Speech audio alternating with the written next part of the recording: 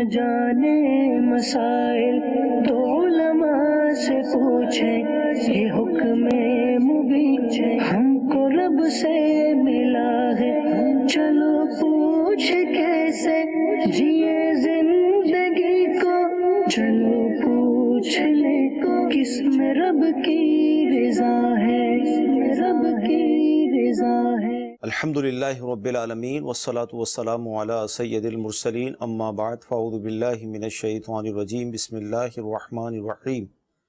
الصلاة والسلام علیک یا رسول اللہ وعلی آلک واصحابک یا حبیب اللہ، الصلاة والسلام علیک یا نبی اللہ وعلی آلک واصحابک یا نور اللہ۔ میٹھے میٹھے اسلامی بھائیوں اور مدنی چینل کے ناظرین، سلسلہ دارالفتہ اہل سنت میں ایک بار پھر آپ کو مرحبا کہتے ہیں۔ الحمدللہ عز و جل ہمارا یہ سلسلہ علم دین کے پھولوں سے مزین ہوا کرتا ہے، اور شریعت کے بہت سارے مسائل، مختلف موضوعات پر ہم سیکھنے کی کوشش کرتے ہیں۔ آپ کی کالز، SMS کو شامل سلسلہ کیا جاتا ہے، اور الحمدللہ عز و جل گھر بیٹھے بہت سارے مسائل ہم سیکھنے میں کامیاب ہو جاتے ہیں۔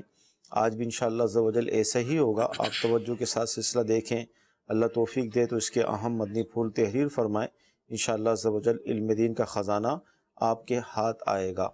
اگر ہم اپنے اسلاف کی سیرت کو مطالعہ کرتے ہیں علم دین کے حصول کے حوالے سے، تو بے شمار واقعات ہمیں اس حوالے سے نظر آتے ہیں کہ علم کے حوالے سے ان کے اندر جو جستجو تھی، جو شوق تھا، کہتے ہیں کہ اس کی مثالیں نہیں ملتی۔ اس دور میں کم از کم ہم بہت زیادہ دوری پاتے ہیں علم کے حوالے سے۔ یعنی آپ دیکھیں کہ پیارے آقا علیہ الصلوۃ والسلام نے علم دین کے حوالے سے کس قدر فضائل بیان فرمائے، یہاں تک کہ روایت موجود ہیں کہ اگر کوئی شخص علم کی طلب میں کسی راستے کو چلتا ہے تو اللہ تبارک و تعالی اسے جنت کے راستے پہ لے جاتا ہے۔ اسی طرح دیگر بھی روایت موجود ہیں، سمندر میں مچھلیاں علم حاصل کرنے والے کے لیے مغفرت کی دعائیں کیا کرتی ہیں۔ تو اتنی فضیلت ہے علم کی، اور ویسی بھی شریعت کا مسئلہ ہے مدنی چینل کے ناظرین کہ ہر مسلمان پر جب وہ کسی چیز کا مکلف ہو جاتا ہے، مثال کے طور پہ نماز اس پر فرض ہو گئی تو نماز کے احکام سیکھنا فرض ہو گئے، روزہ فرض ہوا تو روزے کے احکام سیکھنا فرض ہو گئے، اسی طرح حج پر جا رہے ہیں، حج فرض ہے ان پر، تو یقیناً حج کے مسائل سیکھنا ان پہ فرض ہو گئے۔ یعنی جب تک وہ مسائل نہیں سیکھیں گے تو وہ حج کس طرح صحیح طرح ادا کریں گے۔ اسی طرح اور بھی چیزیں ہیں۔ تو یہ تو دعوت اسلامی کا مدنی ماحول ہے، یہ مدنی چینل ہے کہ جو گھر بیٹھے ہمیں الحمدللہ اس طرح کی چیزیں فراہم کر رہا ہے، اور علم کا حصول ہمارے لیے کس قدر آسان ہو گیا۔ تو لہذا کوشش کریں، توجہ کے ساتھ دیکھیں، انشاءاللہ بہت سارا آپ کو فائدہ حاصل ہوگا۔ ابتداء درود پاک کی فضیلت رسالہ ضیاء درود و سلام سے عرض کیا جاتا ہے، امیر سنت کا رسالہ ہے۔ اس میں آپ نے درود پاک کی فضیلت 40 روایتیں لکھی ہیں، جس میں سے ایک روایت یہ ہے کہ پیارے آقا علیہ الصلوۃ والسلام نے ارشاد فرمایا، جس کا مفہوم ہے کہ جسے یہ پسند ہو کہ اللہ تعالیٰ کی بارگاہ میں پیش ہوتے وقت اللہ تعالیٰ اس سے راضی ہو، تو اسے چاہیے کہ وہ مجھ پر کثرت سے درود پاک پڑھے۔ صلو علی الحبیب صلی اللہ تعالی علی محمد صلی اللہ علیہ وسلم۔ آئیے آپ کی کالز کو ہم شامل سلسلہ کرتے ہیں۔ میرے پاس سونا ہے 1 سوا لاکھ کا نا، تو اس پہ زکوٰۃ بنتی ہے، تو میرے پاس پیسے نہیں ہو پا رہے، تو کیسے میں پھر ادھار کر کے زکوٰۃ دے دوں یا کیسے دے دوں؟ جی عرض کرتے ہیں۔ اچھا، سونا ہے، گولڈ جو ان کے پاس رکھا ہوا ہے، الگ سے کوئی رقم نہیں ہے، تو اب زکوٰۃ کس طرح ادا کریں گے؟ الحمدللہ رب العالمین والصلاة والسلام علی سید الانبیاء والمرسلین۔ اب ان کا سوال یہ تھا 1 سوا لاکھ کا سونا رکھا ہوا ہے، جی اور زکوٰۃ کی ادائیگی کے لیے رقم نہیں ہے، جی، تو اب کیا کریں؟ قرض لیں، کیا کریں؟ تو سونا غالباً ان کے پاس جو ہوگا 2 تولہ یا اتنا ہی ہوگا۔ جی، تو اگر صرف سونا ہی ہے، ٹھیک ہے، تو جب تک سونا 7.5 تولہ نہ ہو، صحیح، نصاب تک پورا نہ ہو، تو اس سونے پہ زکوٰۃ نہیں ہوتی۔ ٹھیک ہے۔ اب صرف سونا ہونے کا مطلب کیا ہے کہ چاندی نہ ہو ان کے پاس مال تجارت نہ ہو، صحیح، ان کے پاس ضرورت سے زائد، حاجت اصلیہ سے زائد جو روپے پیسے ہوتے ہیں وہ نہ ہوں، تو اس صورت میں جب تک سونا 7.5 تولہ نہیں ہوگا تو اس پر زکوٰۃ لازم نہیں ہوگی۔ صحیح۔ لیکن اگر سونا ہے 2 تولہ، اس 2 تولے سونے کے ساتھ انہوں نے BC بھی ایک ڈالی ہوئی ہے، اور وہ بھی رقم جمع ہو رہی ہے، تو گویا یہ رقم حاجت سے زائد ہے، جبھی تو BC ڈالی ہوئی کمیٹی میں جمع کروا رہے ہیں۔ تو جب سونا اپنے نصاب کو پہنچا نہ ہو اور اس کے ساتھ چاندی ہو یا روپے پیسے ہوں یا پرائز بانڈ ہوں یا مال تجارت ہو، تو اب سونے کا 7.5 تولہ ہونا ضروری نہیں ہوتا۔ تو اب یہ ہوتا ہے کہ سونے کے ساتھ چاندی یا روپے پیسے وغیرہ ملا لیں تو اگر اس کی قیمت 52.5 تولہ چاندی کی قیمت تک پہنچ جائے، آج کا ریٹ اگر لگائیں اور اس کے مطابق اگر یہ سونا چاندی اور روپے پیسے ملائیں اور 52.5 تولہ چاندی کی قیمت بن جاتی ہو، تو ایسا شخص صاحب نصاب ہوگا، اور اس کا یہ نصاب حاجت اصلیہ سے زائد قرض وغیرہ سے فارغ ہو تو یہ صاحب نصاب ہے، اور زکوٰۃ کا سال شروع صحیح جب اگلا سال اسلامی اعتبار سے مکمل ہوگا تو ان کے اوپر وہی شرائط دیکھے جائیں گے کہ کیا سال پورا ہونے پر ان کا یہ مال نصاب زکوٰۃ کو پورا کر رہا ہے، قرض سے اب بھی فارغ ہے، حاجت اصلیہ سے اب بھی زائد ہے، اور قرض وغیرہ اگر ہو تو نکالنے کے بعد بھی کوئی فرق نہیں پڑ رہا، یعنی نصاب برقرار ہے، تو ان کو زکوٰۃ دینی ہوگی۔ اور جب زکوٰۃ لازم ہو جائے تو اب ان کا جیسے سوال ہے کہ کیا میں قرض لے کے دوں؟ صحیح۔ تو جب زکوٰۃ کی ادائیگی فرض ہو گئی تو اب اس کے لیے چاہے آپ کسی سے قرض لے کے ادا کر دیں، ادائیگی ضروری ہے، یا ضرورت سے زائد کوئی بھی چیز ہے جس کو آپ بیچ سکتے ہیں تو اس کو بیچ کر آپ زکوٰۃ کی ادائیگی کریں۔ صحیح۔ تو جب بھی زکوٰۃ لازم ہوگی تو اس کے اندر روپے پیسے ہی زکوٰۃ میں دینا ضروری نہیں ہوتا۔ صحیح۔ تو اس لیے اگر روپے پیسے کے علاوہ کوئی اور ایسی چیز ہے ایکسٹرا کہ جو مال ہے اور استعمال میں آنے والی چیز ہے، اس کی کچھ بھی 2, 4, 5 ہزار روپے بھی ویلیو بنتی ہو، تو اگر وہ بھی کسی غریب کو بنیت زکوٰۃ دے دیں گے تو زکوٰۃ ادا ہو جائے گی۔ صحیح۔ تو اب یہ کچھ تفصیلات میں نے اپنے طور پہ ان کے سوال کی کچھ جو گنجائشیں بنتی تھیں، صورتیں ممکنہ بن سکتی تھیں، ان کے مطابق جواب دیا ہے۔ تو سائل محترم سے عرض یہ ہے کہ دارالفتاء اہل سنت سے آپ رجوع کریں اور اپنی مالی پوزیشن جو ہے وہ باقاعدہ دارالفتاء اہل سنت فون نمبر پہ آپ رابطہ کر کے ان کو بیان کریں کہ اتنی میری مالیت ہے اور اب بتائیں مجھے زکوٰۃ کتنی دینی ہوگی، دینی بھی ہے یا نہیں، تو انشاءاللہ تمام تر صورتوں کو سامنے رکھتے ہوئے آپ کو جواب دیا جائے گا۔ مدی چل کے ناظرین اندازہ لگائیے کہ بظاہر تو ہمیں یہ لگ رہا تھا کہ مفتی صاحب یہ ارشاد فرما دیں گے کہ جیسے آپ نے فرمایا تھا کہ 1.25 لاکھ یا 1.5 لاکھ یا 2 لاکھ روپے میرے پاس ہیں اور وہ سونا ہے یعنی، اور الگ سے رقم نہیں ہے، تو ذہن میں یہ آ رہا تھا کہ مفتی صاحب یہ ارشاد فرمائیں گے کہ آپ کسی سے قرض لے کر زکوٰۃ ادا کر دیں، لیکن آپ یہ دیکھیں کہ اس کو کہتے ہیں علم، اس کو کہتے ہیں مسائل پر جو ایک گرفت ہوتی ہے کہ کتنی ساری صورتیں بنائی گئیں، جزیات مطلب اس کی صورتیں بنا کر بیان کیا گیا ہے کہ کس طرح زکوٰۃ لازم ہوگی اور کیا وہ صورت بنے گی۔ تو یہ ہے وہ کہ جو سکھانے کی کوشش کی جا رہی ہے، جو بتانے کی کوشش کی جا رہی ہے۔ تو یہ جو ہمارے سائل تھے جنہوں نے یہ ارشاد ابھی کورس میں یہ کہا تھا کہ میرے پاس اتنی رقم کی مالیت کا سونا ہے تو زکوٰۃ کس طرح لازم ہوگی، اس کو مفصل میں سمجھتا ہوں کہ بیان کر دیا گیا تاکہ کوئی بھی صورت ان کی باقی نہ رہے۔ پھر بھی مفتی صاحب نے ارشاد فرمایا کہ مزید وہ کالز کر لیں دارالفتاء اہل سنت میں تاکہ مزید اگر کوئی سوال کرنا ہو تو وہ بھی ان سے ہو جائے۔ جی اگلی کال لیں گے ہم۔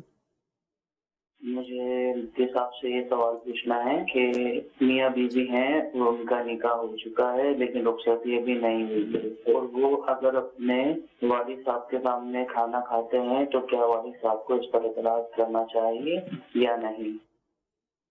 جی حضور کیا ارشاد فرماتے ہیں ابھی رخصت ہی نہیں ہوئی، نکاح ہو گیا ہے، اب وہ ساتھ بیٹھ کر کھانا کھا رہے ہیں اس طرح؟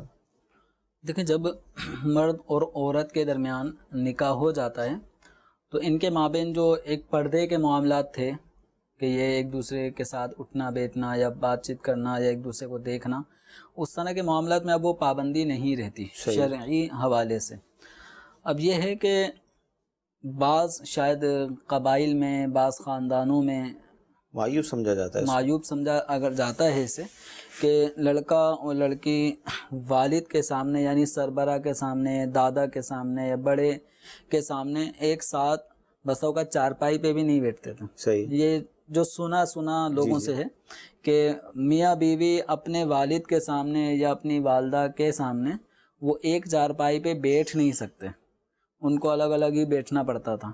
ایک ساتھ بیٹھ گئے تو ایک فساد ہو جاتا تھا گھر میں. نہیں یہ صورت جو آپ تو بیان کر رہے ہیں رخصتی کے بعد کی کر رہے ہیں یا پہلے؟ یہ تو رخصتی کے بعد کی کر رہا ہوں، جو یعنی جو مشہور عوام میں اس طرح کے سامنے آئی ہیں یہ باتیں کہ شادی ہونے کے بعد، رخصتی ہونے کے بعد بھی مرد اور عورت ایک چارپائی پہ اگر اپنے والد کے سامنے بیٹھے ہیں تو اس کو معیوب سمجھا جاتا تھا اور نہیں بیٹھتے تھے.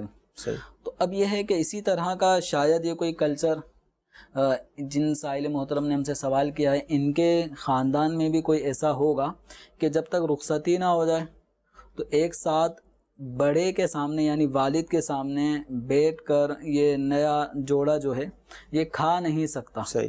اب اس کے کھانے کو شاید بے ادبی سمجھی جاتی ہوگی، ان کو معیوب سے یہ سمجھتے ہوں گے. تو اب دیکھیں اس میں شرعی حوالے سے اگر آپ پوچھنا چاہتے ہیں تو شرعاً میاں بیوی اب یہ بن چکے ہیں. میاں بیوی بننے کے بعد اب ان کا ایک ساتھ ایک دسترخوان پر، ایک پلیٹ میں، بلکہ ایک ہی پیالے میں، اگر بیوی نے جہاں سے پانی پیا ہے عین اسی جگہ سے شوہر پانی پی سکتا ہے. تو شرعی حوالے سے تو ایسی کوئی پابندی نہیں ہے.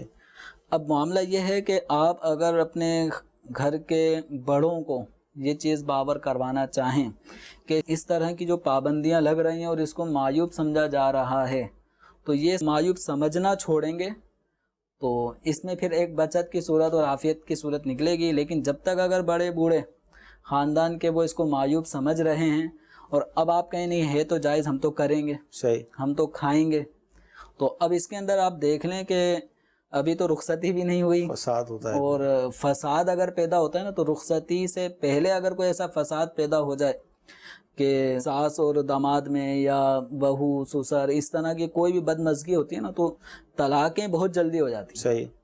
یہاں لوگ طلاق لینے میں تاخیر نہیں کرتے.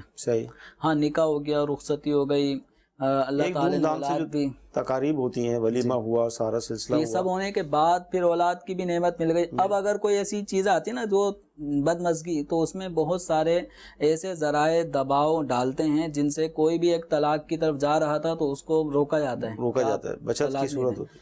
تو ابھی چونکہ رخصتی نہیں ہوئی لیکن نکاح ہو چکا ہے، میاں بیوی کا ایک ساتھ کھانا پینا ایک دسترخوان پہ، ایک پلیٹ میں، ایک پیالے میں کھانا پینا بلا شبہ جائز ہے. ہاں جہاں پر اس کو معیوب سمجھا جاتا ہے تو اولاً یہ فضا اور یہ ماحول اگر آپ چینج کر سکتے ہیں تو چینج کریں، اور اگر چینج نہیں کر سکتے اس میں پھر ٹائم لگے گا. جب آپ بڑے ہو جائیں گے پھر آپ ہی چینج کریں گے، جب آپ والد بن جائیں گے اور آپ اپنے بچوں کو کہیں گے آپ کھا سکتے ہیں. تو چینجنگ اگر آپ لا سکتے ہیں تو ٹھیک، نہیں لا سکتے تو پھر یہ ہے کہ بدمزگی سے بچنے کے لیے پھر الگ الگ ہو کے کھانے میں حرج نہیں ہے. ہم اس طرح کہہ سکتے ہیں اس بات کو کہ مثال کے طور پہ ہمارے یہاں دو صورتیں ہوتی ہیں، ایک تو منگنی ہوتی ہے کسی سے بات پکی کرنے کے لیے، دوسرا منگنی کی صورت وہ نکاح بھی کر لیتے ہیں کہ بھئی نکاح ہو گیا، بات گویا کہ پکی ہی ہو گئی، نکاح ہو گیا، لیکن رخصتی میں 2 سال یا 3 سال کا پیریڈ لگتا ہے. اس درمیان دونوں ملتے نہیں ہیں اور ملنے کو معیوب سمجھا جاتا ہے دونوں خاندانوں میں.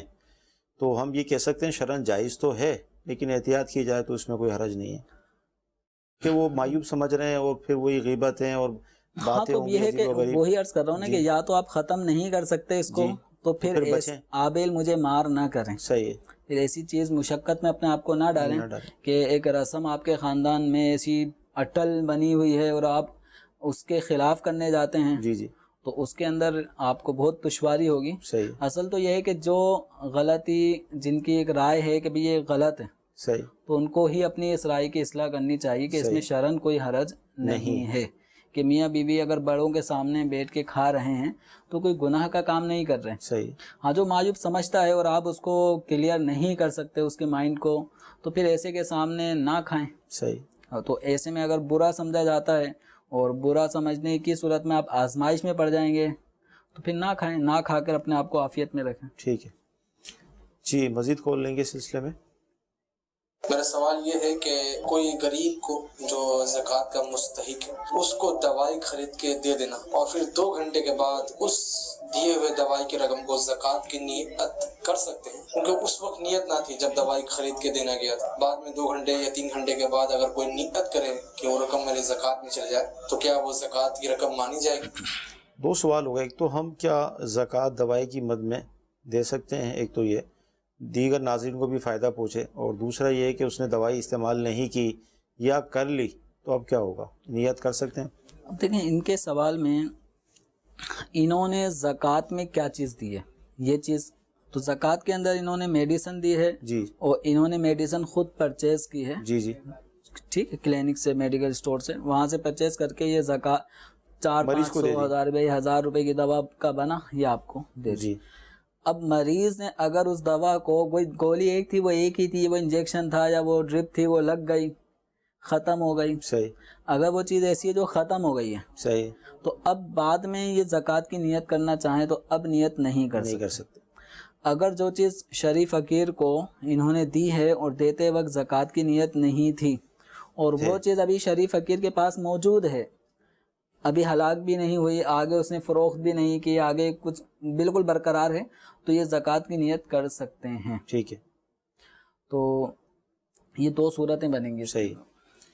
مدی چل کے ناظرین کالس آپ کے سلسلے میں شامل کی جا رہی ہیں، آئیے ایک دو SMS بھی شامل اس سلسلہ کرتے ہیں تاکہ ہمارے ناظرین کی بھی حوصلہ افزائی کا سلسلہ ہو جائے۔ دعوت اسلامی کے مدنی ماحول میں الحمدللہ اجتماعات کا سلسلہ ہوتا ہے، مختلف عنوان پر اجتماع ہوتے ہیں۔ اچھا، اب یہ ہے کہ اذان کا جواب دیا جاتا ہے، اس کی فضیلت ہیں، فضائل ہیں۔ اب اجتماع میں دعا ہو رہی اور اذان شروع ہو گئی تو اب کیا کریں؟ ظاہر دعا کا بھی ایک پک ٹائم ہوتا ہے، سب اس میں مصروف ہوتے ہیں، بعض اوقات رونے والی کیفیت بھی ہوتی ہے۔ اب اذان شروع ہو گئی تو کیا دعا روک دیں فوراً یا اذان ہونے دیں اور ہم بھی دعا؟ اذان کون سی ہے؟ مطلب مغرب کی؟ کوئی سی بھی اذان ہو رہی ہے؟ دیکھیں اس میں یہی ہے، اذان جب ہو جائے یا شروع ہو جائے تو تلاوت قرآن بھی اگر کوئی کر رہا تھا تو اس کو رکنا چاہیے، صحیح۔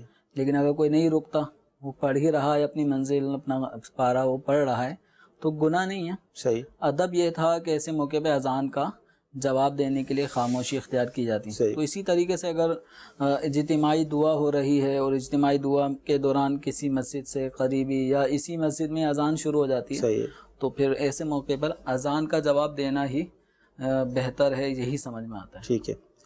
اچھا، جیسے گھر کے اندر برآمدے ہوتے ہیں، صحن ہوتے ہیں، ایک ایریا ہوتا ہے، اس میں نماز پڑھی جا رہی ہے، نماز پڑھ لیں، اور سامنے کمرہ ہے، اس کے اوپر پردہ اگر ڈلا ہوا ہے، پردہ وغیرہ ہے، اس پردے پہ جاندار کی تصویر ہے، کیا فرماتے ہیں؟ جاندار کے چہرے کی تصویر ہے یا پوری صورت بیان کر دیں، پورا جسم ہے اس کا یا صرف چہرہ ہے تو کیا ہوگا؟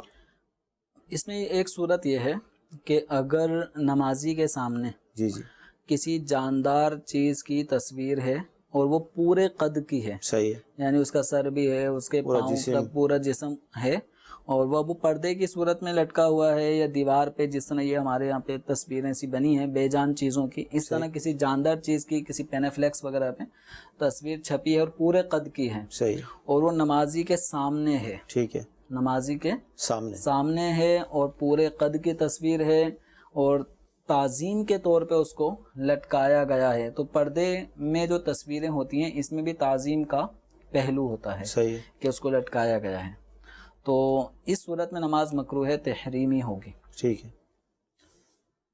مدی چینل کے ناظرین یہ SMS بھی اپنے شامل سلسلہ کیا، یہ مزید کالز کو ہم لیتے ہیں۔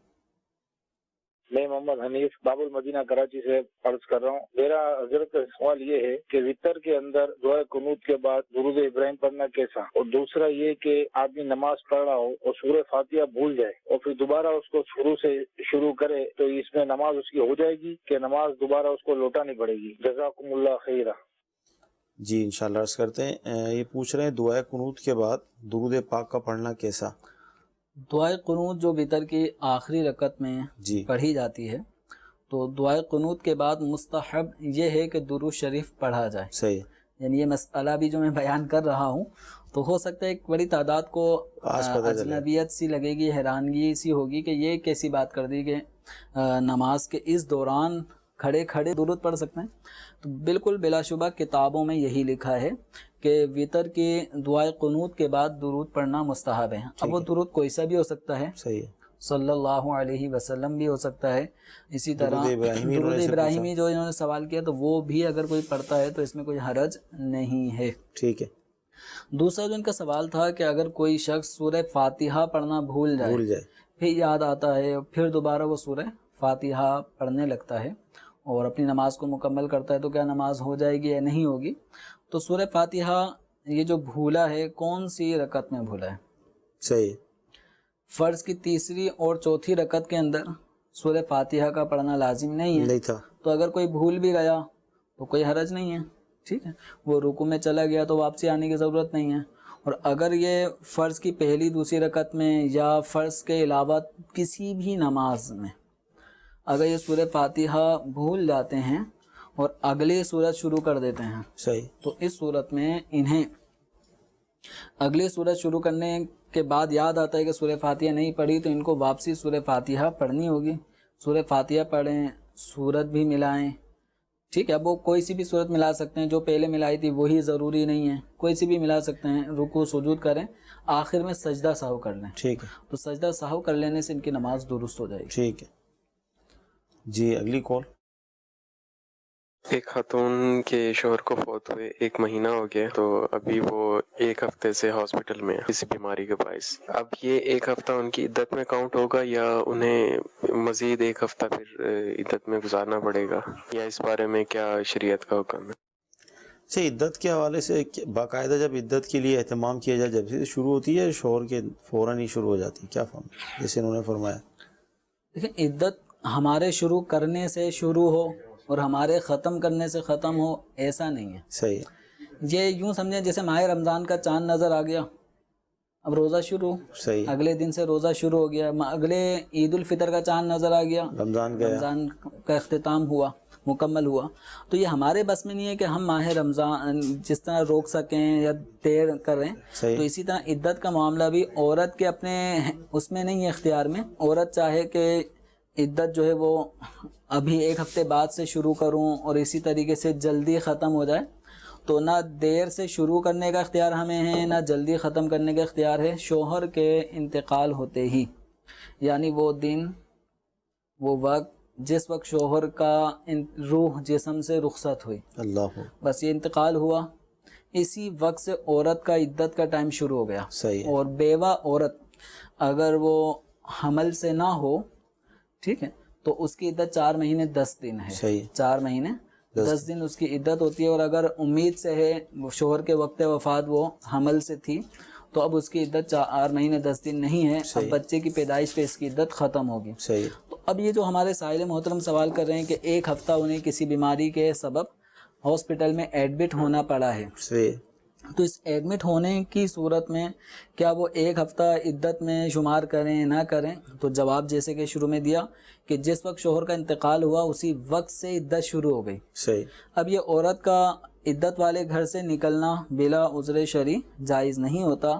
جہاں عذر شرعی ہو تو شریعت مطہرہ نے اس میں گنجائش رکھی ہے. صحیح. تو گھر بیٹھے علاج معالجہ جہاں ممکن ہو تو اب ہاسپٹل نہ جائیں. صحیح. لیکن جہاں گھر بیٹھے علاج ممکن نہیں، جیسے آپریشن کا معاملہ ہے، یہ تو گھروں پہ ہوتا نہیں ہے. صحیح. اس کے لیے باقاعدہ پھر ہاسپٹل جائز ہونا پڑے گا. تو اس صورت میں عورت کا عدت کے دوران بامر مجبوری ہاسپٹل میں ایڈمٹ ہونا یہ جائز ہے. اور جتنے دن گزریں گے سب عدت میں ہی کاؤنٹ ہوں گے، الگ سے. ایسے نہیں کہ 1 ہفتہ 4 مہینے 10 دن کے بعد 4 مہینے 17 دن پہ جا کے ان کی عدت ختم ہو، ایسا نہیں ہے. اللہ تبارک و تعالیٰ ان کے عزیز جن کا انتقال ہوا ان کی مغفرت تامہ فرمائے. سے کیا فرمائیں گے؟ ظاہر شادی ہوتی ہے تو شادی کے بعد ہی پھر اگر کوئی پرابلم ہو جائے، کوئی مسئلہ ہو جائے تو طلاق، پھر عدت، یا وفات ہو جائے تو عدت، جسے ابھی سوال ہوا. کیا فرماتے ہیں کہ شادی جو کر رہا ہے، جو کر رہی ہے، اس میں علم کے حوالے سے کیا فرمائیں گے؟ اس کی کیا اہمیت ہے، کیا کرنا چاہیے؟ اہتمام کتنی چیزوں کی کیے جاتے ہیں لیکن علم کے حوالے سے ہم دیکھتے ہیں کہ اتنا کوئی خاص اہتمام نہیں ہوتا. علم دین حاصل کرنا یہ از حد ضروری ہے. کسی بھی فیلڈ میں، دنیاوی ہم کسی بھی فیلڈ میں لیتے ہیں کہ اگر کوئی کسی شاپ کو کھولنا چاہ رہا ہے، چھوٹی سی شاپ کھولنا چاہ رہا ہے، تو اس کے حوالے سے پلس مائنس سب کچھ سیکھتا ہے اور تجربہ کار لوگوں سے ہی سیکھتا ہے. ٹھیک ہے، تو اسی طریقے سے جب میاں بیوی رشتہ ازدواج سے منسلک ہو رہے ہیں تو کچھ احکام مرد کے اوپر عورت کے حقوق سے متعلق لازم ہوتے ہیں، کچھ احکام عورت کے اوپر شوہر کے حقوق سے متعلق لازم ہوتے ہیں. اور ایک دوسرے کے ساتھ ساتھ ایک دوسرے کے پیرنٹس اور لواحقین رشتہ داروں کے بھی کچھ نہ کچھ حقوق ہوتے ہیں، ایک دوسرے کے اوپر عائد ہوتے ہیں. تو ان سب چیزوں کو سیکھنا چاہیے. اور اس کے لیے المدینۃ العلمیہ کی جو کتاب ہے جس میں امام اہل سنت اعلیٰ حضرت رحمۃ اللہ علیہ نے حقوق العباد وغیرہ کا اس میں چند فتاوی کو المدینۃ العلمیہ نے شائع کیا ہے حقوق العباد کے حوالے سے مشعلۃ الارشاد کر کے. تو اس رسالے کو ضرور حاصل کریں. اسی طریقے سے سنت نکاح ایک رسالہ مکتبۃ المدینہ کا ہے سنت نکاح. تو اس رسالے کو بھی حاصل کریں. اس کے اندر بنیادی طور پہ نکاح کے فوائد، نکاح کے بعد ایک دوسرے کی ایک حقوق کی ادائیگی، اس حوالے سے کافی حد تک شرعی رہنمائی کی گئی ہے. مزید یہ کہ ہماری اسلامی بہنوں کو چاہیے کہ وہ شرعی علوم حاصل کرنے کے لیے جو ان سے تعلق رکھنے والی کتابیں ہیں ان کا مطالعہ کرے. اسلاف میں بالخصوص جو امہات المؤمنین ہیں، صحابیات رضی اللہ تعالی عنہن اجمعین ہیں، ان کی سیرت سے کے حوالے سے جو مکتبۃ المدینہ کی، المدینۃ العلمیہ کی جو کتب ہیں، جیسے ازواج مطہرات کے حوالے سے فرداً ایک ام المؤمنین کے حوالے سے بھی رسائل موجود ہیں. حضرت ام المؤمنین عائشہ رضی اللہ تعالی عنہا فیضان عائشہ ہے، خاتون جنت رضی اللہ تعالی عنہ کی سیرت ہے. یہ پڑھیں تو اس سے کافی حد تک خواتین کو ہماری وہ اپنے شوہروں کے حقوق سے متعلق سیکھنے کو ملے گا. اسی طرح ہمارے اسلامی بھائیوں کو بھی چاہیے کہ وہ بھی خواتین اپنے ماتحت افراد کے حقوق کو سیکھنے میں بالکل سستی کاہلی کا مظاہرہ نہ کریں. اور طلاق تک جو اسباب عام طور پہ پہنچ رہے ہوتے ہیں ان میں ایک بہت بڑا سبب علم دین سے دوری، کم علمی. یعنی اگر وہ بات آدمی اگر شرعی ضابطے کو سامنے رکھے تو وہ کچھ بھی نہیں ہوتی. ان باتوں کو لے کے آدمی طلاق کی طرف چلا جاتا ہے. اور اگر علم دین حاصل ہوگا تو انشاءاللہ یہ گھر اچھے انداز میں چلیں گے. دارالفتاء اہل سنت میں سال کا ایک تجربہ الحمدللہ رہا ہے. باپو طلاق جن خاندانوں میں ہو رہی ہے نا، یا جن مرد عورت میں ہو رہی ہے، ایک بڑی تعداد وہ ہے جو مطلب نارمل، جو دین سے اتنا تعلیم کے حوالے سے اتنی آگاہی نہیں رکھتے، یا یہ کہیں کہ مذہبی ماحول میں نہیں آتے. تو ہیں مسلمان، نماز بھی پڑھتے ہیں، لیکن ایک مذہبی حلیے میں نہیں ہوتے. تو ایسے افراد کے ہاں طلاقوں کا ریشو بہت زیادہ ہے. ہاں اگر دعوت اسلامی کے ماحول کو اگر ہم دیکھیں تو الحمدللہ اس سے جو وابستہ ہمارے اسلامی بھائی اسلامی بہنیں ہو جاتی ہیں تو ان کے ہاں طلاق واقع ہونے کا ریشو بالکل یوں سمجھیں کہ کم ہونے کے برابر ہے. 1% بھی اگر میں کہوں تو شاید زیادہ ہو. کیونکہ بار بار مدنی چینل کے ذریعے سے ایک ذہن دیا جا رہا ہوتا ہے. تو یہ انشاءاللہ علم دین کے قریب آئیں گے تو اپنے گھر کو امن و امان کا گہوارہ بنتا ہوا دیکھیں گے. اور اگر علم دین سے دوری رہی اور تحمل مزاجی نہ ہوئی، عدم برداشت بالکل پارا ہائی ہو جاتا ہو، اور غصہ ٹیمپریچر آج کل ویسے موسم کا ہائی ہے تو مزید اس پہ غصے کا ٹیمپریچر بھی اگر آپ کا ہائی ہو جائے گا، یہ دونوں چیزیں مل گئیں تو پھر ہو سکتا ہے گھر جب تیر کمان سے نکل جاتا ہے تو پھر آدمی پچھتاتا ہے. بہت افسوس بھی ہوتا ہے. تو یعنی طلاق کے اسباب میں اگر غور کریں نا تو چھوٹے چھوٹے اسباب ہیں. پیاز شوہر نہیں لایا، بیوی کا مطالبہ پیاز لے کر آئیں، وہ کہہ رہا ابھی میں لے آؤں گا، لے کر آئیں ابھی بنانا ہے، لاؤں گا ابھی لائیں ابھی لے آؤں گا. اس چکر کے اندر تو میں ہوئی، تب پیاز نہیں آئی، طلاق ہو گئی. اب وہ پیاز نہ لانے والا شوہر، اس کو بھی بڑا یعنی وہ ہو رہا تھا احساس کہ میں نے کیا کیا، پیاز کا پورا ڈھیر لگا دیا تھا. اب ڈھیر لگانے کا یہ کیا فائدہ، اس کو 1-8 کلو پیاز چاہیے تھی، لے آتا. اسی طرح بیوی کو بھی افسوس ہو رہا ہے، اس وقت بیوی کو بھی افسوس ہو رہا ہے کہ اسی وقت کیا پیاز لانا ضروری تھی، 1 گھنٹے بعد شوہر لے آتا. تو خواتین میں بھی عدم برداشت، شوہروں میں بھی عدم برداشت. اور چونکہ ہم اپنے ماحول کو جب دیکھتے ہیں نا تو غصہ، ہر آدمی کو غصہ آ رہا ہے. ملازم ہے تو وہ سیٹ کا غصہ سہ رہا ہوتا ہے، تو اس نے بھی آگے اپنا حاکم پن دکھانا ہوتا ہے گھر میں. تو اسی طریقے سے اپنے والدین کو جب دیکھتا ہے تو اس کو ان کو بھی غصے کی حالت میں دیکھتا ہے کہ وہ بھی تو میں ان کی بھی لڑائیاں. تو صبر کا کوئی مظاہرہ اس کو اپنے خاندان میں نظر نہیں آتا. تو بس اس چیز کا اثر جو ہے نا یہ پھر آدمی کے اندر پیدا ہوتا ہے. بہت پیاری بات ہمیں اپنے اندر تبدیلی لانا ضروری ہے. یعنی مفتی صاحب یقیناً یہ اپنے تجربات بیان کر رہے ہیں کہ طلاق کا جو ریشو ہے بہت زیادہ ہے. اور اس کے جب اس کے اسباب کی طرف جاتے ہیں تو بہت چھوٹے چھوٹے اسباب مطلب بیان کیے گئے، یعنی جس طرح انہوں نے بھی ارشاد فرمایا کسی پیاس کی بنیاد پر کہ شوہر پیاس لے کر نہیں آیا تو اس پہ جھگڑا ہوا، اور پھر ظاہر غصے کے اندر پھر یہی ہوتا ہے، بعد میں پھر پچھتاوا ہوتا ہے. تو لہذا جن کی بھی شادیاں ہوئیں یا ہو رہی ہیں یا ہوں گی تو ان کے لیے ضروری ہے کہ وہ اس حوالے سے بھی علم حاصل کریں، مسائل کو سیکھیں، تاکہ اس طرح کا کوئی کہتے ہیں نا غلطی نہ ہو کہ جس کا پچھتاوا ساری زندگی رہے. بعض اوقات بچے ہو جاتے ہیں اور پھر طلاق ہو جائے تو بچوں کا مستقبل بھی داؤ پہ لگ جاتا ہے اور پورا نظام تتر بتر ہو جاتا ہے. اللہ تعالی ہمیں امان عطا فرمائے. جی مزید کھول لیں گے ہم. سوال یہ ہے کہ ہم آزان کرتے ہیں، آزان بھی ہم ادھر اپنے محلے میں مسجد ہے، بس میں ادھر ہی آزان کرتا ہوں. ابھی وسوسے میرے دل میں آ رہے ہیں نماز کے دوران میں پیغمبروں کے بارے میں. ابھی تو مفتی صاحب کو بولو میری لیے، پہلے میں آزان نہیں کرتا تھا، ابھی آزان کر رہا ہوں. ابھی میرے خیال سے بہت وسوسے آ رہے ہیں. وہ وسوسے آ رہے ہیں. پہلے یہ اذان نہیں دیتے تھے، پھر اذانیں دینا شروع کی انہوں نے، یعنی اللہ کی طرف آئے، ایک نیک عمل شروع کیا، تو اب ان کو شیطان تنگ کر رہا ہے، وسوسے وغیرہ آتے ہیں. لیکن وسوسہ جو ہے نا، یہ اس کو اگر دیکھا جائے اس کی کوئی حیثیت نہیں ہے. صحیح. یہ اس کو یوں سمجھیں جیسے آپ کسی جگہ سے گزر رہے ہیں اور ایک کتا بھونکتا ہے. صحیح. اب کتے کو بھونکنے کے بعد آپ بھی ایک پتھر لکڑی کچھ بھی اٹھا کے اس سے لڑنا بھیڑنا شروع ہو جائیں گے تو ٹائم ہی ویسٹ ہوگا اور کچھ نہیں ہے. صحیح. ایسے میں کتے نے صرف بھونکنا ہے، بھونکنے کے بعد آپ کی کچھ توجہ وہ لینا چاہ رہا تھا، ڈرانا چاہ رہا تھا. ایسے میں آدمی اگر اگنور کرتا ہوا اپنی منزل کی طرف ہی چلتا رہے تو ٹائم بھی ضائع نہیں ہوگا اور بلا وجہ کی لڑائی جھگڑا جو جانور سے ہو رہا ہے اس کی بھی نوبت نہیں آئے گی. تو اسی طرح شیطان بھی یہ یوسوس فی صدور الناس، لوگوں کے سینوں میں یہ وسوسے ڈالتا ہے، برے خیالات لاتا ہے. وہ وسوسے کو اگر آپ دیکھیں تو یہ وسوسہ ایک یوں سمجھیں کہ ڈسٹ ہوا کے اندر ہوتی ہے، وہ ڈسٹ پڑ رہی ہوتی ہے ہر جگہ پہ، ہر چیز پہ ایک ڈسٹنگ گر رہی ہوتی ہے، گرد غبار آ رہا ہوتا ہے. اب اس کو آنے کے بعد جی صاف کر دیں. صحیح ہے. تو صاف ہو جاتا ہے. تو اسی طرح وسوسہ اگر کوئی آ رہا ہے تو اس وسوسے کو دور کرنے کا ایک بہترین طریقہ یہ ہے کہ آپ اس کی صفائی، وسوسے کی صفائی آپ یوں کریں، لا حول ولا قوت الا باللہ. صحیح. تو لا حول ولا قوت الا باللہ اگر آپ اس کو پڑھ لیا کریں گے وسوسے آنے کے دوران تو انشاءاللہ وسوسوں کی کاٹ ہو جائے گی.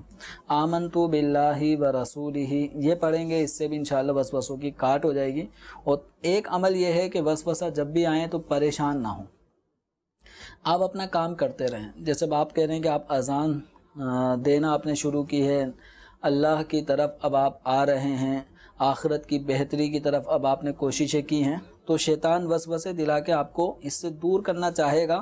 تو آپ پریشان اگر ہوں گے تو اور زیادہ وسوسے آئیں گے. آپ پریشان ہونا چھوڑیں، جو آپ کا کام ہے یعنی جو آپ کی منزل ہے عبادت کی تکمیل، اس کی طرف بس آپ توجہ رکھیں. انشاءاللہ شیطانی وساوس کی طرف جب آپ بالکل بھی توجہ نہیں دیں گے تو شیطان کی ناک کٹے گی اور انشاءاللہ پھر آئندہ وسوسے دینے میں اس کو یہ خوف راہق ہوگا کہ میں وسوسہ ڈالوں اور یہ مجھے ریجیکٹ کر دے. تو آپ لا حول ولا قوت الا باللہ اس کی کثرت کریں، آمنت باللہ ورسولہ یہ پڑھ لیا کریں، اور توجہ وسوسے میں آنے والے اس برے خیال کی طرف بالکل بھی نہ دیں. تو انشاءاللہ بہت جلد انشاءاللہ وسوسے دور ہو جائیں گے. اور اسی سلسلے میں امی علیہ سنت کا ایک رسالہ بھی وسوسے اور ان کا علاج، یہ بھی اگر آپ چاہیں تو دعوت اسلامی کی ویب سائٹ سے حاصل کر لیں. اس میں بھی بہت ساری چیزوں کے حوالے سے مختلف، جیسے نماز میں وسوسے آتے ہیں جیسے آپ نے اذان کا فرمایا، اور بھی ایسے اعمال ہیں جس میں شیطان تنگ کرتا ہے، تو آپ اس کو پڑھ لیں گے تو مزید انشاءاللہ عز و جل آپ کو وسوسوں کے حوالے سے کارڈ مل جائے گی. اچھا، ایسے میں سے یہ ہے کہ منہ کے اندر اگر کوئی چیز موجود ہو منہ میں، جی جیسے ہمارے منہ میں پانی ہے یا ہم کھانا کھا رہے ہیں، اب کسی نے سلام کر دیا تو اب جواب ہم نے نہیں دیا تو کیا فرمائیں گے؟ اس میں یہ ہے کہ اگر کوئی شخص کھانا کھا رہا ہے اور کھانا کھاتے کا جو عمل ہے منہ میں نوالا ہے، ایسے موقع پر اس کا جواب دینا اس کے لیے بھاری پڑ رہا ہے، تو ایسے موقع پر لوگوں کو سلام نہ کریں. صحیح. سلام کرنے کا جو مقصد ہے نا وہ اس مقصد پہ غور کریں. صحیح. جب ہم کہتے ہیں السلام علیکم ورحمۃ اللہ وبرکاتہ، جی تو اس کا مطلب یہ ہوتا ہے کہ میری طرف سے آپ کی جان مال عزت کی سلامتی ہو. سلامتی. ٹھیک ہے, اور اللہ کی رحمت ہو, اللہ کی برکتیں آپ پر اتریں. تو ایک آدمی اب اس کے منہ میں نوالا ہے اور ہم اس کو کہیں السلام علیکم, اب وہ اگلا شخص جس کے منہ میں نوالا ہو وہ جواب دینے میں اب جلدی کرے گا تو وہ آدھا کچا پکا نوالا ہی کھا رہا ہوگا. تو یقیناً اس موقع پہ سلام کرنے والے نے اگلے شخص کو آزمائش میں ڈالا ہے. صحیح. تو موقع محل دیکھ کے سلام کرنا چاہیے. بالفرض اگر سلام کر دیا اور منہ میں نوالا نہیں ہے تو سلام کا جواب دے دیں. صحیح. اور اگر منہ میں نوالا ہے تو نوالے کو اچھی طریقے سے مطلب منہ میں ڈالنے کے بعد اور اس کے بعد جواب دیا جا سکتا ہے. صحیح. ایک صدقہ فطر 2 کو دیا جا سکتا ہے. مثال کے طور پہ 100 روپے ہیں تو 50 روپے ایک کو دے دیے, 50 روپے دوسرے کو دے دیے, تو اس میں حرج نہیں ہے. صحیح. دے سکتے ہیں. صحیح. جی مزید کال لیں گے. زکوٰۃ کے بارے میں سوال کرنا ہے. میری ساس جو ہے ان کے مالی حالات ٹھیک نہیں ہے, غربت ہے, تو جو میں اپنی بیگم کی سونے کی زکوٰۃ ہے وہ ان کو دے سکتے ہیں یا نہیں دے سکتے؟ جی کیا فرماتے ہیں؟ دیکھیں یہ اپنی ساس کو داماد اپنے مال کی زکوٰۃ تو دے سکتا ہے. صحیح. جبکہ وہ سیدہ نہ ہو. ٹھیک ہے. لیکن اپنی بیوی کے مال کی زکوٰۃ اپنی ساس کو دینے کا مطلب یہ ہوا کہ ایک عورت کی زکوٰۃ اس کی ماں کو دی جا رہی ہے. صحیح. تو اپنی ماں کو, اپنی نانی کو, اپنے والد, اپنے دادا دادی, نانا نانی, ان کو زکوٰۃ نہیں دے سکتے. صحیح. تو زکوٰۃ کی رقم اگرچہ آپ اپنے پیسوں سے دیں گے, غالباً سوال سے تو ایسی لگ رہا ہے کہ زکوٰۃ کی رقم اگرچہ آپ اپنے پیسوں سے دیں گے, لیکن آپ جس کی طرف سے زکوٰۃ نکال رہے ہیں وہ آپ کی بیوی ہیں, اور بیوی کی زکوٰۃ اس کی والدہ کو نہیں دے سکتے. اس طرح دینے سے زکوٰۃ ادا نہیں ہوگی. ٹھیک ہے. اپنے والدین کے لیے آدمی ویسے ہی صاف مال جو زکوٰۃ فطرے سے ہٹ کر ہو ان کے ذریعے خدمات کیا کریں. تو آپ کے اوپر اگر اپنے مال کی زکوٰۃ لازم ہوتی تو آپ اپنی ساس کو زکوٰۃ دے سکتے تھے, لیکن آپ اپنی بیوی کے مال کی زکوٰۃ اس کی والدہ کو نہیں دے سکتے. اس طرح زکوٰۃ ادا نہیں ہوگی. جی مزید کال لیں گے. مفتی صاحب کی خدمت میں سوال ہے. ایک خاتون اپنی 2 بہنوں اور ان کے شوہروں اور اپنی والدہ کے ساتھ عمرہ کے لیے جا سکتی ہے؟ جی کیا فرماتے ہیں؟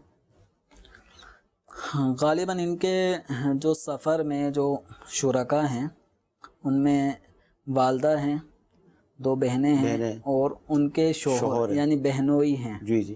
تو بہنوئی ان کی بہنوں کے لیے تو چونکہ وہ شوہر ہونے کی حیثیت سے ان کا مسئلہ تو حل ہو گیا, لیکن ان خاتون کے لیے کوئی محرم سفر کے اندر ہونا حج کے سفر میں ضروری ہے. تو اب سفر حج میں جب ان کے بہنوئی ہیں تو بہنوئی محرم نہیں ہوتے. صحیح. اب 2 ہیں, یا تو شوہر سفر میں ساتھ ہو یا کوئی محرم ہو. صحیح. تو ان کی بہنوں کے تو شوہر ساتھ ہیں, لیکن اور جو ان کی والدہ بھی اگر حج پہ جا رہی ہیں یا عمرے پہ جا رہی ہیں تو ساس کے لیے داماد وہ محرم ہوتے ہیں. صحیح ہے. وہ بیٹوں کی طرح ہو جاتے ہیں, لیکن سالی کے لیے بہنوئی وہ محرم نہیں ہوتے. تو اب ان کا نہ شوہر ہے نہ محرم ساتھ ہے, تو ان کا سفر کرنا جائز نہیں ہوگا. ٹھیک ہے. جی اگلی کال. سوال یہ ہے کہ قرآن کریم پڑھنا سنت ہے اور سننا فرض ہے, کیا یہ فرض ہے یا فرض کفایہ ہے؟ اس کے بارے میں تھوڑا سا واضح کر دیں. کیا فرماتے قرآن کا سننا؟ اس میں یہ علماء فرماتے ہیں جو سننے کی غرض سے آیا ہے, جو قرآن پاک سننے کی غرض سے آیا ہے اس پر قرآن پاک سننا پھر فرض ہے. تو کسی محفل اجتماع میں قرآن پاک پڑھا جا رہا ہے اور تلاوت کسی قاری صاحب کی سننے کے لیے بڑے دور دور سے لوگ آ رہے ہیں, تو وہ ان کا مقصد قرآن کو سننا ہے.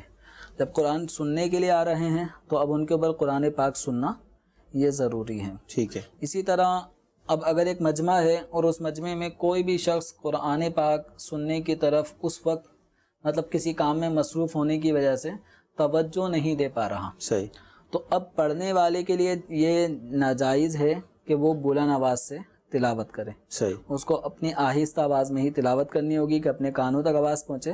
جب لوگوں کے سامنے تلاوت کی جا رہی ہو تو کم از کم ایک فرد سننے والا ہونا چاہیے جو سننے کی غرض سے آیا تھا وہ سن رہا ہو، یا نہیں آیا تھا لیکن جب آپ پڑھ رہے ہیں تو وہ سن رہا ہو. صحیح. اگر ایسا ہے کہ سبھی اپنے کام کاج میں مصروف ہیں اور آپ زور زور سے قرآن پاک کی تلاوت اونچی آواز سے کر رہے ہیں تو اب اونچی آواز سے تلاوت کرنا یہ ناجائز ہوگا. ٹھیک ہے. مدنی چینل کے ناظرین، قرآن مجید کو سننے کے حوالے سے مفتی صاحب نے اس کو بیان کیا. اللہ ہمیں توفیق دے کہ ہم قرآن پڑھنے والے بھی بنیں، سننے والے بھی بنیں.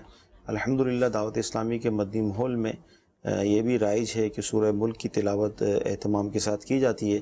تو آپ دعوت اسلامی کے مدنی ماحول کے قریب آئیں گے، دعوت اسلامی کے اجتماعات میں شرکت کریں گے، مدنی قافلوں کے مسافر بنیں گے تو اللہ تعالیٰ کی رحمت سے امید ہے کہ قرآن مجید پڑھنے پڑھانے کے حوالے سے بھی انشاءاللہ آپ کا اچھا ذہن بنے گا. جی اگلی کال. دارالفتہ اہل سنت میں ایک سوال عرض ہے، غلاف کعبہ کو پلاسٹک کوٹنگ کور کرا کر گلے میں ڈالنا کیسا، اور اس بارے میں شرعی رہنمائی فرما دیں. السلام علیکم ورحمۃ اللہ وبرکاتہ. وعلیکم السلام ورحمۃ اللہ وبرکاتہ. کوئی تعویذ بنا کے اگر کوئی گلے میں ڈال لیتا ہے غلاف کعبہ کو. کعبۃ اللہ شریف جی ایک بابرکت ایک مقام ہے، اور اس کا جو غلاف ہے نبی کریم صلی اللہ تعالیٰ علیہ وسلم کے دور مبارک سے ہی غلاف کعبہ کا یہ سلسلہ چلا آ رہا ہے، اور الحمدللہ مسلمان بڑے ذوق شوق سے اس کو تیار کرتے ہیں جہاں بھی یہ تیار ہوتا ہے. تو اب خانہ کعبہ چونکہ ایک متبرک جگہ بیت اللہ تعالیٰ نے اس کو اپنی طرف منسوب کیا کہ اللہ کا گھر، یعنی اللہ تعالیٰ کا پسندیدہ گھر. اللہ تعالیٰ نے اس جگہ کو شرف عطا فرمایا ہے. تو ایک متبرک جگہ، اس سے ایک عرصہ دراز تک، وہ مہینہ ہو، 6 مہینے ہوں، ہفتے ہوں، اتنے عرصے تک یہ غلاف کعبہ اس سے منسلک رہا ہے. اس کے بعد پھر جب یہ غلاف کعبہ نیا چڑھتا ہے تو پرانا اس سے اتار لیا جاتا ہے. تو اس پرانے غلاف کعبہ کے بھی پیسز کیے جاتے ہیں اور پھر مختلف مقامات پہ وہ آ جاتے ہیں. صحیح. تو ایک یہ ہے کہ کوئی آدمی غلاف کعبہ کو کینچی سے کاٹے، یہ اس کے لیے جائز نہیں ہے. صحیح. ٹھیک ہے، کیونکہ کاٹنے کی سختی سے ممانعت بھی ہے، اور بنانے والوں نے کاٹنے کے لیے نہیں بنایا بھی نہیں ہے. تو اس حوالے سے یہ کاٹنا، کینچی سے دھاگے نوچنا، یہ بہت سارے لوگ کوششیں کرتے ہیں اور پھر فخری انداز میں کہتے ہیں دیکھیں میں دھاگا کعبۃ اللہ شریف سے کھینچ کے لایا، توڑ کے لایا. تو یہ ناجائز ہے. لیکن آپ کو ایک درست طریقے کار کے مطابق وہ غلاف کعبہ پہنچتا آپ کے پاس بھی آ گیا ہے، تو اس کو بلا شبہ ایک متبرک چیز ہے، ایک متبرک مقام سے نسبت حاصل ہے. تو اس کو چومنا، آنکھوں پہ لگانا، سر پہ رکھنا، چہرے پہ مس کرنا، تو اسی طریقے سے اس کا تعویذ ٹائپ کا کوئی بنا کر اپنے پاس رکھنا، تو یہ برکت والی ایک چیز ہے. اور ہمارے اسلاف سے متبرک اشیاء اپنے پاس رکھنا یہ ثابت ہے. حضرت سیدنا خالد بن ولید رضی اللہ تعالیٰ عنہ، جن کو سیف اللہ کا لقب سرکار دو عالم صلی اللہ علیہ وسلم کی زبانی ملا ہے، تو آپ کے پاس آپ کی جو جنگی ٹوپی، تو اس میں آپ نے حضور صلی اللہ تعالیٰ علیہ وسلم کے منہ مبارک وہ سیے ہوئے تھے. سبحان اللہ. یعنی جو جتنے بھی منہ مبارک آپ کے پاس تھے تو اس کو آپ نے ٹوپی کے اندر بالکل اچھی طریقے سے اس طرح رکھا تھا کہ وہ اس ٹوپی سے جدا نہ ہو. اور وہ ٹوپی آپ کے سر سے جدا نہیں ہوتی تھی حالت جنگ میں. تو حتیٰ کہ پھر آپ کی طرف سے وصیتیں بھی تھیں کہ اس منہ مبارک کے ساتھ میری تدفین کرنا. حضرت سیدنا امیر معاویہ رضی اللہ تعالی عنہ، ان کے پاس بھی سرکار دو عالم صلی اللہ تعالی علیہ وسلم کے ناخن مبارک تھے. سبحان اللہ. تو وصیت فرمائی تھی کہ ان کو میری آنکھوں پہ یا میرے لبوں، میرے زبان پہ رکھ دینا. اللہ. تو یہ اسلاف کے طریقہ کار سے یہ بات واضح ہے کہ متبرک چیزوں سے برکت حاصل ہوتی ہے. اور حضرت سیدنا یوسف علی نبینا علیہ الصلوۃ والسلام کے جسم اطہر پر جو کرتا تھا، جی، تو جب آپ کے بھائی مصر پہنچے تھے تو آپ نے ان سے کہا تھا کہ یہ میرا کرتا میرے والد ماجد حضرت سیدنا یعقوب علیہ السلام کے چہرے پہ آپ ڈال دینا تو ان کی بینائی کا ضعف دور ہو جائے گا. اللہ. تو ایک وہ کرتا جو ایک نبی حضرت یوسف علیہ الصلوۃ والسلام کے جسم سے مس رہا، اب وہ 2 دن 4 دن جتنے بھی دن تو وہ مس رہا، وہ ایسا بابرکت ہو گیا کہ ایک نبی کا کرتا جو بیٹے ہیں ان کا کرتا ایک دوسرے نبی جو والد ہیں ان کے چہرے پہ جب ڈالا جاتا ہے تو ان کی آنکھوں کا جو ضعف تھا، کمزوری تھی، وہ دور ہو جاتی ہے۔ یوسف علیہ الصلوۃ والسلام خود بھیج رہے ہیں، حضرت یعقوب علیہ السلام ان کے والد ہیں، وہ بھی اس چیز کو قبول کر رہے ہیں، اور جب چہرے پہ ڈالا جاتا ہے تو آنکھیں روشن ہو جاتی ہیں، جو کمزوری تھی وہ دور ہو جاتی ہے۔ تو یہ اسلاف سے یہ طریقہ کار، اور یہ تو قرآن میں، یہ قرآن پاک میں ہے، سورہ یوسف کے اندر جہاں اختتام ہو رہا ہے، پورے واقعے کو اگر پڑھتے ہوئے جاتے ہیں تو اس اختتامی واقعات میں آخری رکوع کے اندر بیان کیا گیا، دوسرے تیسرے رکوع جو آخری ہے سیکنڈ لاسٹ، اس کے اندر یہ یوسف علیہ الصلوۃ والسلام کے کرتے کا واقعہ مذکور ہے۔ جی تو یہ بالکل ایک واضح دلیل ہے کہ اللہ والوں سے، اللہ تبارک و تعالیٰ کے پیاروں سے جس چیز کو نسبت حاصل ہو جاتی ہے تو وہ بابرکت ہو جاتی ہے۔ تو کعبۃ اللہ شریف ایک بابرکت ایک مقام ہے، اور نبی کریم صلی اللہ تعالیٰ علیہ وسلم نے عبادت کے لیے اپنی توجہ، اپنا جو رخ تھا وہ کعبۃ اللہ شریف کی طرف ہونا، اس کی خواہش کی، اور یہ خواہش پوری ہوئی ماشاءاللہ۔ تو آپ صلی اللہ تعالیٰ علیہ وسلم کا یہ قبلہ، صحابہ اکرام علیہم رضوان کا قبلہ، حضرت ابراہیم علیہ السلام کا یہ قبلہ، ابراہیم علیہ السلام نے کعبۃ اللہ شریف کی تعمیر کی، حضرت نوح علیہ السلام نے، حضرت آدم علیہ السلام نے، تو یہ انبیاء کرام علیہم الصلوۃ والسلام کے ہاتھوں سے بار بار تعمیر ہونے والا ایک متبرک مقام اور دنیا کا سب سے پہلا گھر۔ تو اس کا اگر غلاف اگر کسی کے پاس ہے تو وہ اس کو بطور تبرک اپنے ساتھ رکھ سکتا، بلکہ دنیا سے جاتے جاتے بھی قبر میں بھی اپنے ساتھ لے جانے کی یہ خواہش جو ہے کر سکتا ہے، اور اس کی خواہش کی تکمیل کرنے میں بھی کوئی حرج نہیں ہے۔ ماشاءاللہ مفتی صاحب نے بڑی تفصیل سے تبرکات کو بھی بیان کیا، اور بالخصوص جو قول تھی ہمارے پاس غلاف کعبہ کے حوالے سے اس کو بیان کیا۔ اچھا حضور، کعبے کا ذکر ہوا، اب ایس ایم ایس یہ آیا ہے کہ جیسے طواف، مطلقاً طواف تو ہم سمجھتے ہیں کہ بھئی 7 چکر ہم نے لگا یہ طواف ہے، لیکن طواف ودا بھی ہوتا ہے، طواف زیارت بھی ہوتا ہے، تو طواف زیارت کیا ہوتا ہے یہ ارشاد فرمائیں۔ طواف زیارت یہ حج کا جو دوسرا رکن ہے نا، جی جب ہم پہلا رکن ہے وقوف عرفہ، صحیح، تو وقوف عرفہ کرنے کے بعد پھر وہ مزدلفہ جانا ہوتا ہے، رات وہیں قیام کر کے پھر صبح وہاں سے نکلتے ہیں، رمی وغیرہ کر لیتے ہیں۔ تو 10، 11، 12 ذی الحجہ میں جو طواف یہ حج کا دوسرا رکن کہلاتا ہے طواف زیارت، صحیح، تو یہ فرض ہے، صحیح، اور طواف وداع یہ واجب ہے۔ صحیح، طواف وداع ان لوگوں پر، ان حاجیوں پر واجب ہے جو میقات کے باہر سے آئے ہوئے ہیں۔ صحیح، میقات کے باہر سے جو حاجی ہیں، جیسے پاکستان سے، ہندوستان سے، جو میقات کے باہر جتنے بھی ممالک ہیں وہاں سے جو آنے والے حجاج کرام ہیں، یہ طواف زیارت کر لینے کے بعد اب جو بھی طواف کریں گے وہ پہلا طواف وداع کاؤنٹ کیا جاتا ہے، اور اس کا جو وقت ہوتا ہے، یہ وقت جب رمی کر لیتے ہیں 10ویں تاریخ کو، تو اس کے بعد سے اس کا وقت شروع ہو چکا ہوتا ہے، یعنی 10 تاریخ سے 10 ذی الحجہ، 10، 11، 12 ذی الحجہ، 12 کے غروب سے پہلے اس طواف کو کر لینا چاہیے۔ اگر کوئی تاخیر کرے گا تو دم لازم ہو جائے گا، یعنی اس کا ایک لیمیٹڈ ٹائم ہے، اور کوئی نہیں کرتا تو یہ اس کا فرض ادا نہیں ہوگا۔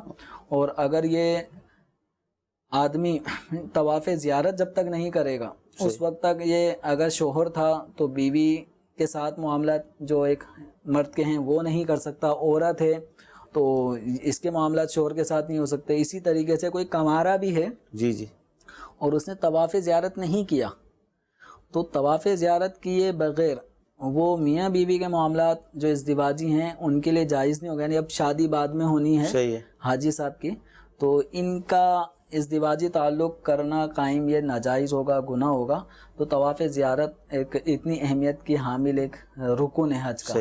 تو عورتیں، یہ آپ نے جملہ سنا ہوگا مسئلہ کہ جب آدمی قربانی وغیرہ کر لیتا ہے، حلق کر لیتا ہے، یعنی رمی، قربانی اور حلق کر لینے کے بعد اب احرام کی ساری پابندیاں ختم ہو گئیں سوائے ایک وہ ایک پابندی ہوتی ہے کہ مرد کے لیے عورت کے قریب جانا، عورت کے لیے مرد کے قریب آنا۔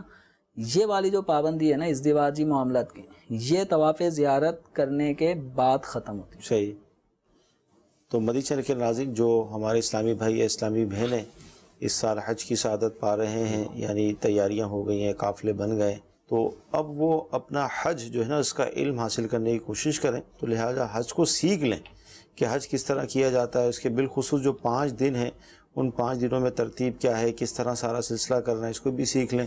لاکھوں روپے خرچ کیے اور وہاں پہنچے بھی، سب کچھ کیا، لیکن بعض اوقات یہ ہوتا ہے کہ ذرا سی غلطی کی وجہ سے یا لا علمی کی وجہ سے حج جو ہے اس کے اندر خرابیاں پیدا ہو جاتی ہیں۔ تو اس کو سیکھنے کا اہتمام کریں تاکہ اللہ نے توفیق دی ہے، ایک زبردست خوشخبری ملی ہے، تو اگر اہتمام کے ساتھ مسائل سیکھ کر اگر یہ کام ہوگا تو زندگی بھر انشاءاللہ عز و جل ایک خوشی رہے گی۔ ورنہ کوئی گڑبڑ ہو گئی اور اپنے ملک واپس آ گئے تو ساری زندگی اس کا پچھتاوا بھی رہے گا، اور پھر بہت ساری صورتیں دم کی اس طرح کی بھی ہیں، پھر اس کے بھی مسائل ہوتے ہیں۔ لہذا سیکھ لیں۔ رفیق الحرمین امیر اہل سنت کی بہت پیاری کتاب ہے حج کے حوالے سے، اس کو حاصل کریں، اس کا اول تاخیر مطالعہ کریں تاکہ مزید آپ کو معلومات حاصل ہو۔ جی اگلی کال لیں گے ہم۔ میرا مفتی صاحب سے یہ سوال ہے کہ جو کوئی شخص امام کی غیر موجودگی میں ٹوپی پہن کر نماز پڑھائے، کیا اس کی نماز ہو جائے گی؟ امام نے اگر امامہ شریف نہیں باندھا اور اس نے نماز ٹوپی میں پڑھا دی تو کیا کوئی ہے؟ طوفان کھڑا ہو جاتا ہے۔ پریشانی شرعی حوالے سے تو دیکھیں کوئی مسئلہ نہیں ہے، صحیح، لیکن جو امام نے اگر امامہ شریف نہیں پہنا تو وہ امامت پہ لوگ اس کے آبجیکشن کر رہے ہوتے ہیں، جی تو آبجیکشن یہاں بنتا نہیں ہے۔ امامہ شریف پہننا یہ سنت مستحبہ دائمہ ہے۔ سرکار دو عالم صلی اللہ تعالی علیہ وسلم نے اپنے سر اقدس پر امامہ شریف سجایا ہے، دوران نماز بھی، نماز کے علاوہ بھی۔ تو اگر امام صاحب کی غیر موجودگی میں یا خود امام صاحب بھی اگر امامہ نہیں پہنتے یا ان کی غیر موجودگی میں کسی ٹوپی والے اسلامی بھائی نے جو امامت کی اہلیت رکھتے ہوں نماز پڑھا دی تو نماز میں کوئی حرج نہیں ہے۔ صحیح۔ ہاں یہ ہوتا ہے کہ امامہ پہننے سے بغیر امامہ پہنے ہوئے نماز پڑھنے کا ثواب اور امامہ شریف پہن کر نماز پڑھنے کا ثواب، اس میں بہرحال بہت فرق پڑ جاتا ہے۔ صحیح۔ وہ 27 درجے تک کی روایات کا ذکر موجود ہے کہ اتنا فرق آتا ہے کہ بے امامہ اگر کوئی 2 رکعت پڑھے تو امامے والی نماز جو ہے نا وہ 27 درجے زیادہ اس سے برکت یعنی فضیلت میں بہترمی ہو جاتی ہے۔ اچھا یہاں پر ہم جیسے شروع میں جو گفتگو ہوئی تھی ہماری نکاح کے حوالے سے کہ اگر نکاح ہو گیا اور خاندان میں اس کو معیوب سمجھا جاتا ہے تو بچنا بہتر ہے اور اس طرح دونوں سامنے نہ آئیں، تو امام کو کوئی مدنی پھول دیں گے کہ اگر لوگ اسے انگلیاں اٹھاتے ہیں یا باتیں کرتے ہیں تو وہ احتیاط کر لیں، امامے میں نماز پڑھا دیں؟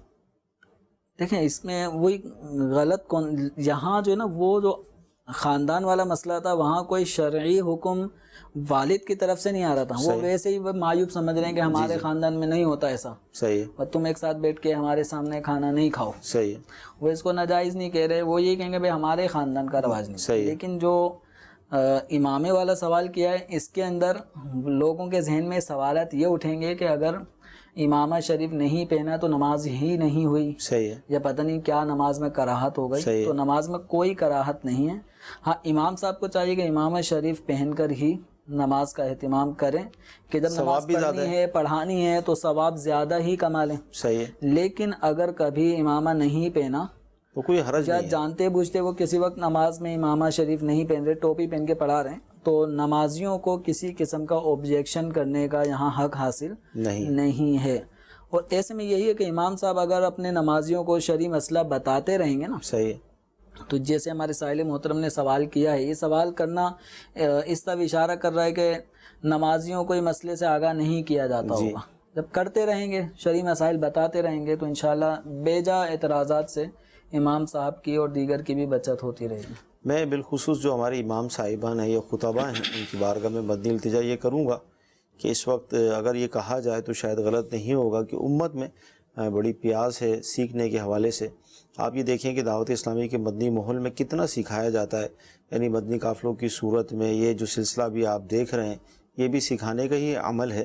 اس کے باوجود بھی آپ یہ دیکھیں کہ الحمدللہ ہمارے سلسلہ 1400 سلسلے ہو چکے ہیں، لیکن روزانہ کی بنیاد پر کالز SMS آتے ہیں، لوگ سیکھتے ہیں، ورنہ ایسا تو نہیں ہے کہ بھئی 1000 یعنی 1400 سلسلے ہو گئے لہذا اب جو ہے وہ کالیں نہیں آئیں گی یا SMS نہیں آئیں گے، لیکن یہ عمل جاری، سلسلہ جاری ہے، کیونکہ علم ظاہر ایک سمندر ہے اور مختلف عنوانات پر سارے معاملات ہیں، تو لہذا اگر امام صاحبان لوگوں کو کچھ نہ کچھ علم سکھائیں گے، کچھ نہ کچھ مسائل سکھائیں گے تو اس میں آپ کی اپنی شخصیت کا بھی تحفظ ہے، غیبتوں کے، تہمتوں کے دروازے ہیں انشاءاللہ وہ بھی بند ہو جائیں گے. ورنہ جب لوگوں کو بتایا نہیں جا رہا تو ظاہر ہے وہ پھر وہ ٹوپی اور امامے کا جو یہ مسئلہ آیا اور اس میں جو وہ باتیں کرتے ہیں تو وہ باتیں اس لیے کرتے ہیں کہ ان کے پاس علم نہیں ہے، اور امام صاحب وقتاً فوقتاً اس طرح کی علمی نشستیں لگائیں گے، مسائل سکھائیں گے، جبکہ وہ سکھانے پر قادر بھی ہوں تو انشاءاللہ عز و جل اس طرح کے مسائل بھی حل ہو جائیں گے اور ایک خوشگوار ماحول مسجد میں بن جائے گا. جی سلسلے میں ہم آخری کال شامل کریں گے. مفتی صاحب کے بارے میں میرے سوال ہے کہ کیا اسلامی بہن تانبا یا اسٹیل یا کسی اور میٹل کا چوڑی پہن کر نماز پڑھے گی تو کیا نماز نہیں ہوگی؟ یہ ارشاد فرما دیں. آرٹیفیشل جوڑی کے حوالے سے لگتا ہے آرٹیفیشل جیولری کے حوالے سے علماء میں اختلاف ہے. تو بعض علماء اس کے جواز کے قائل ہیں اور بعض اس کے عدم جواز کے قائل ہیں. یعنی وہی کہتے ہیں کہ عورت سونا یا چاندی ہی پہن سکتی ہے، اس کے علاوہ کوئی اور دھات نہیں پہن سکتی. تو یہ علماء میں اس وقت ایک مختلف فی مسئلہ ہے. اور نماز چونکہ ایک عبادت ہے تو عبادت کے اندر اس چیز کی رعایت کرنا چاہیے کہ سونے اور چاندی کے علاوہ اگر کوئی اور زیور اگر کوئی خاتون پہنتی ہیں تو اختلاف علماء کا خیال اور رعایت رکھتے ہوئے یعنی آرٹیفیشل جیولری پہن کے نماز نہ پڑھے. لیکن اگر کوئی پڑھ لیتی ہے تو دارالفتہ اہل سنت کے نزدیک جائز ہے، جائز نماز ہو جائے. مدی چینل کے ناظرین سلسلہ ہوا، بہت سارے مسائل زیر بحث آئے.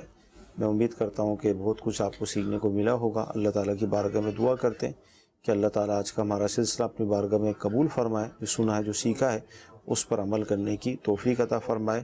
آمین. صلو علی الحبیب صلی اللہ تعالیٰ علی محمد. نہ جانے مسائل تو علماء سے پوچھیں، یہ حکم مبین ہم کو رب سے ملا ہے. چلو پوچھ کیسے جیے زندگی کو، چلو پوچھ لے کس میں رب کی رضا ہے، رب کی رضا ہے.